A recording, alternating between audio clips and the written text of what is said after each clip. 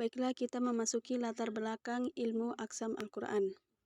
Ilmu Aqsam Al-Quran adalah salah satu disiplin ilmu yang mempunyai peranan sangat penting bagi seorang pelajar dan kepada semua umat Islam secara umumnya. Ketika Rasulullah SAW menyampaikan Al-Quran kepada umatnya, sebagian orang kafir Quraisy ingin menandinginya dengan cara membuat ungkapan-ungkapan atau syair yang sengaja mereka buat untuk merendahkan Rasulullah SAW. Sehingga Nabi menghadapi tantangan luar biasa dari masyarakat kafir Quraisy saat itu. Namun sebagian dari kalangan kafir Quraisy menerima kebenaran Islam yang dibawa oleh Nabi Muhammad SAW. Sehingga dari sini kita dapat memahami bahwa jika jiwa manusia itu bersih dari sifat tercela, insya Allah akan mudah menerima kebenaran dari siapapun kebenaran itu datang. Jiwa yang bersih akan selalu terbuka akan ajaran kebenaran dari firman-firman Allah Subhanahu wa Ta'ala. Dalam menyampaikan kebenaran itu tidak diperlukan argumen atau alasan agar kebenaran itu bisa diterima. Tapi bagi manusia yang hatinya selalu dipenuhi sifat tercela dan dengki, maka kebenaran itu akan sulit diterima. Oleh karenanya, dalam menyampaikan ajaran kebenaran kepada manusia seperti ini, diperlukan berbagai cara dan argumentasi agar mereka dapat menerima kebenaran itu. Baiklah, kita akan memasuki pengertian qasam. Dalam Kamus Besar Bahasa Indonesia mendefinisikan qasam sebagai sumpah dengan pernyataan yang diucapkan secara resmi dengan bersaksi kepada Tuhan atau kepada sesuatu yang dianggap suci untuk menguatkan kebenaran yang sesungguhnya dan sebagainya. Aqsam adalah bentuk jamak dari qasam yang berarti sumpah. Menurut bahasa, artinya sumpah.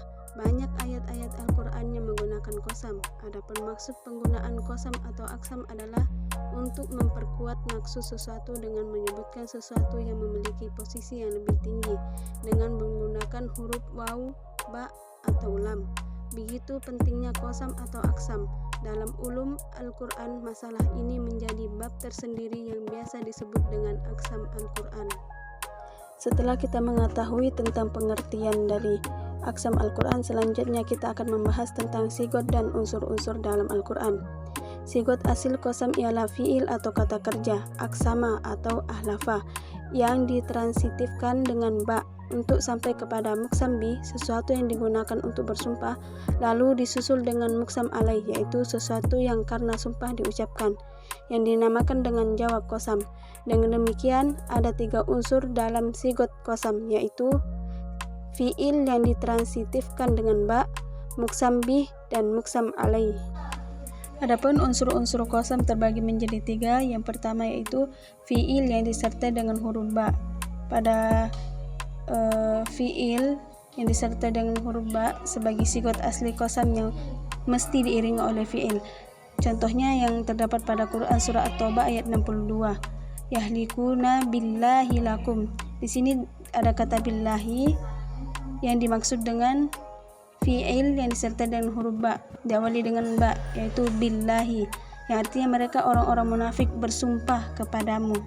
Dan ada juga pada Quran surah Al-Ma'arij ayat 60, fala uqsimu bi rabbi, dari kata bi rabbi, maka aku bersumpah dengan Tuhan, dari kata bi rabbi.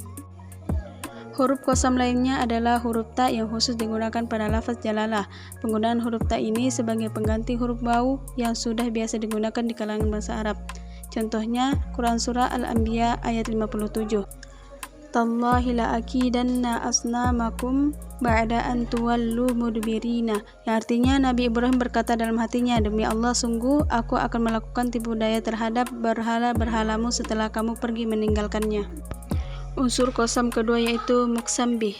Muqsam bih atau penguat sumpah, yaitu sumpah itu harus diperkuat dengan sesuatu yang diagungkan oleh yang bersumpah, yaitu Allah. Misalnya yang menggunakan lafaz Allah, seperti yang ada pada Quran surah An-Nisa. Fala wa rabbuka la yu'minuna hatta yuhakkimuka fiha syajara bainahum. Demi Tuhanmu, mereka tidak beriman hingga bertahkim kepadamu, Nabi Muhammad, dalam perkara yang diperselisihkan di antara mereka. Dan masih banyak contoh dari muqsam bih yang ada pada Al-Quran. Dengan bersumpah memakai nama Allah atau sifat-sifatnya, maka hal ini sama dengan mengagungkan Allah karena telah menjadikan namanya selaku zat yang diagungkan sebagai penguat sumpah. Oleh sebab itu, manusia tidak diperkenankan bersumpah dengan menyebut nama selain Allah. Karena itu, ketika seseorang bersumpah, hendaklah ia berpikir secara matang karena ia sudah mengaitkan sumpahnya itu dengan nama Allah.